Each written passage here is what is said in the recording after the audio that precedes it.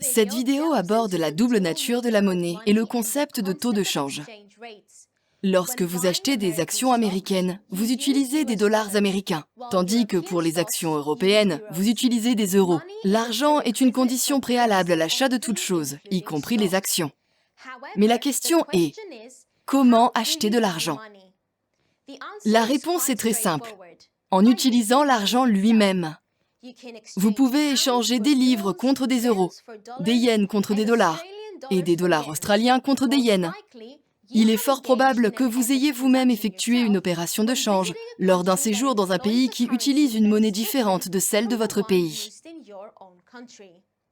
Disons par exemple que je vis dans la zone euro, où l'euro sert de devise pour les transactions. Si je prévois de faire un voyage au Royaume-Uni, je devrais convertir une partie de mes euros en livres pour pouvoir faire des achats au Royaume-Uni. En fait, j'achète des livres et je paie en euros. En même temps, on peut considérer qu'il s'agit de vendre des euros contre des livres, ce qui met en évidence la double nature de l'argent. La monnaie est avant tout un moyen de paiement. Mais les devises ont également une valeur d'échange qui est exprimée en monnaie. Ainsi, chaque fois que vous achetez une devise, vous en vendez une autre. Et le prix de la devise que vous vendez est différent pour chaque autre devise.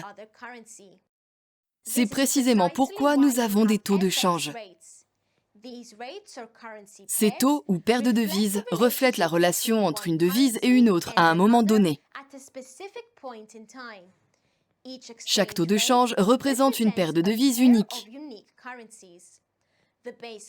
La devise de base est toujours libellée en une seule unité de la devise mentionnée, tandis que la monnaie variable fluctue en valeur. Cela indique le montant de la monnaie variable nécessaire pour acheter une seule unité de la monnaie de base.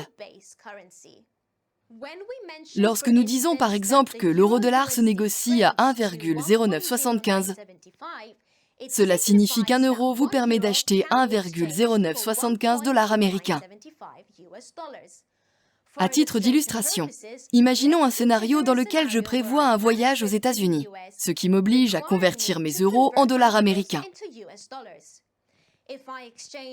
Si je change 1000 euros en dollars et que le taux de change actuel est de 1,0975, je recevrai 1097,50 $ américains. Maintenant, disons que l'année suivante, le taux euro-dollar est de 1,1000. Par conséquent, 1000 euros vous permettent d'acheter 1100 $ américains. Avec la même quantité d'euros, j'obtiens plus de dollars américains. Ce qui signifie que l'euro a augmenté par rapport au dollar américain, ou bien que le dollar américain a diminué par rapport à l'euro. Le taux de change est déterminé par les principales forces du marché que sont l'offre et la demande. L'objectif ici est d'acheter la devise qui devrait augmenter par rapport à la devise que vous vendez. C'est pourquoi nous utilisons des expressions telles que « l'euro s'est apprécié par rapport au dollar » ou « le yen s'est déprécié par rapport à la livre ». Le simple fait d'affirmer que l'euro s'est apprécié est toujours valable et indique que l'euro s'est apprécié par rapport à de nombreuses autres monnaies, même si sa valeur reste plus faible. Le comportement de l'euro peut varier en fonction de la monnaie de contrepartie. Par exemple, il peut s'apprécier par rapport au dollar américain, mais se déprécier par rapport au yen, en raison d'autres facteurs intervenant au même moment.